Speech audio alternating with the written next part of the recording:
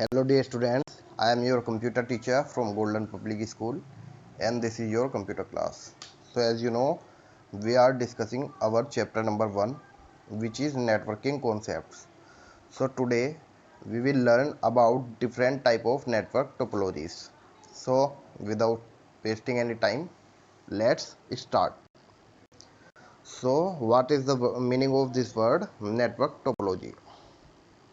The way of connecting different computers in a network is known as topology. Topology means a way in which we connect two or more than two computers with each other. This is called topology. It refers to the way in which the nodes of a network are linked together physically. It means it describes the way how to connect nodes or workstation in a network together. So let's discuss some types. As you can see, types of topologies. There are basically three types of topology. First one is star topology, second one is ring topology, and third one is bus topologies.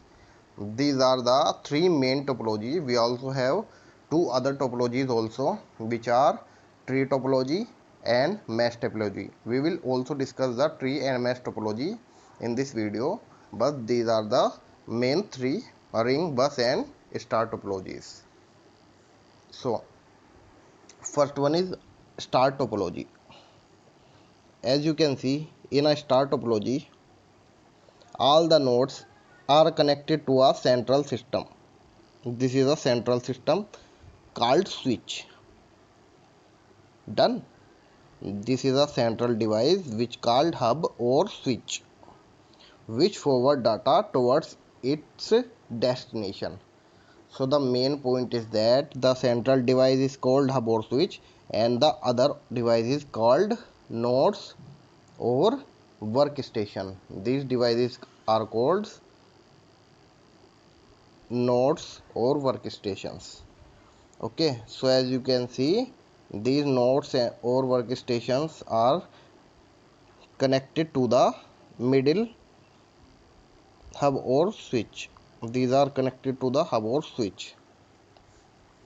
Okay, so this is a diagram of star topology. So we have some advantages and disadvantages of star topologies. As you can see, in a star topology, all the devices are connected to the central hub. So it means in star topology, if the center switch fails, then all the nodes are connected to the hub or switch goes down. They stop working. Okay, if the center device fails, then all the other devices connected to the network stop working. Done. So this is the disadvantages of this topology, and it also have some advantages, like if we want to use a printer,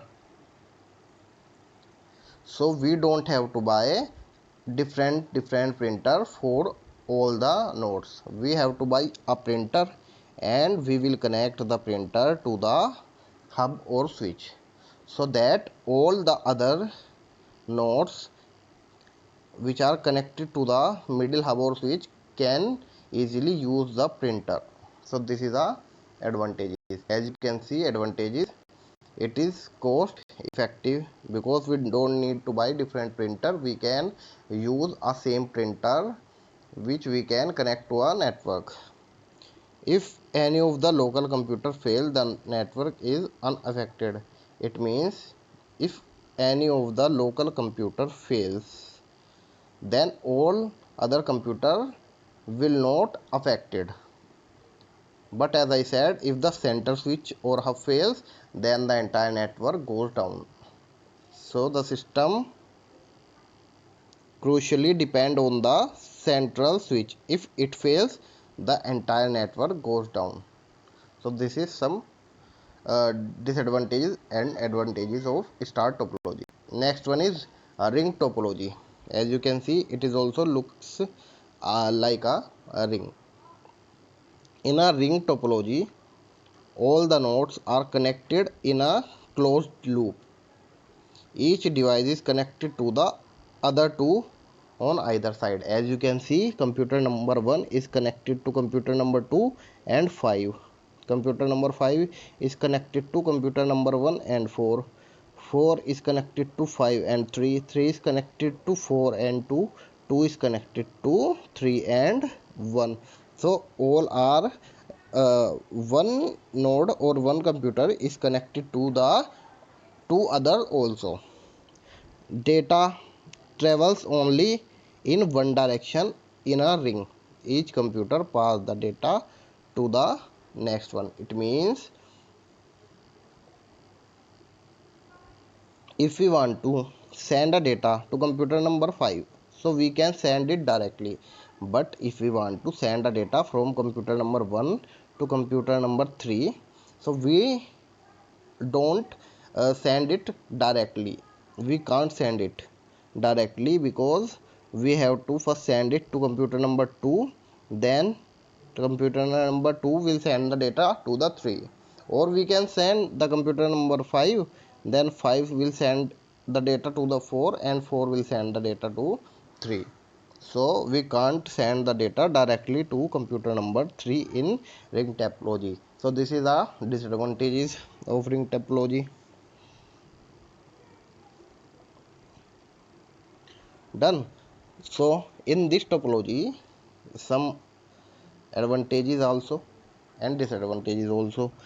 The advantages is if this line fails, so the computer can also send the data to computer 5 on this direction by 2, 2 to 3, 3 to 4, 4 to 5. But the disadvantage is it if any one computer fails, if any one node fails, then the entire network goes down. As you can see, it is more reliable because we can easily send data from one computer to another. Disadvantage is the ring network requires more complicated control software, and failure of one node result in failure of entire network. It means if one node fails, then the entire network goes down. So this is disadvantage of a ring topology. Next one is bus topology. As you can see, in a bus topology, all the nodes are connected to a center cable. This is a center cable and all the nodes are connected to it, called bus. So it means the center cable is called bus, and it is also called a backbone or coaxial cable. Backbone coaxial cable. Okay, so it means this is a backbone coaxial cable which is also called a bus. Transmission from one node travel the length of the bus in both direction can be received by all others nodes. It means the data travel to the center node and can be accessed by the both side of the nodes. This node can access any data and this node can also access the data.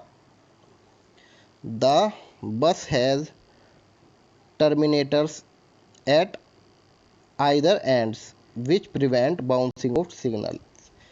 As you can see, both the ends have terminators which prevent the bouncing of signal.